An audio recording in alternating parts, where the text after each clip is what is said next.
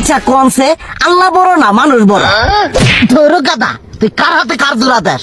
কুড়াই আল্লাহ আর কুড়াই মানুষ। যেটা কবার কইছে ওইটা কন। আল্লাহ বড় না মানুষ বড়? আল্লাহই তো বড়। আল্লাহ বড়, তাহলে আল্লাহর কথা না হইনা মানুষের কথা শুনেন কে? কি কইতাছস? কি আর আল্লাহর কথা মানে না মানুষের কথা মানে? হ্যাঁ, কি আর মানুষের কথা শুনেন তাই না?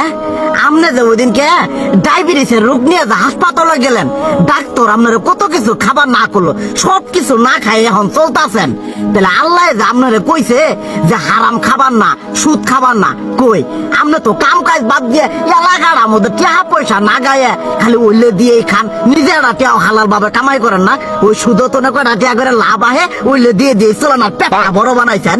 শুনেন একটা কথা কই, হারামের কোনোদিন আরাম নাই। হালাল পথে রুজি রোজগার করেন, প্রয়োজনে এরা বেলা কম খায়েন, তাও শরীর পিণ্ডও ভালো থাকবো, কোন রোগ বেদ হবো না, আরামও পাবেন, আল্লাহও খুশি থাকবো। তুই আমার এইভাবে বুঝাবি আগে কইলি না কে? আসলে এই বিষয়টা তো আমি কখনো মাথায় এইভাবে নেই যে আমাদের কখনো ডাক্তার নিষেধ করলে ঠিকই আমরা নিষেধ মানি, কিন্তু উপর আল্লাহ যে কত কিছু নিষেধ করে দিয়ে সেটা মানি না।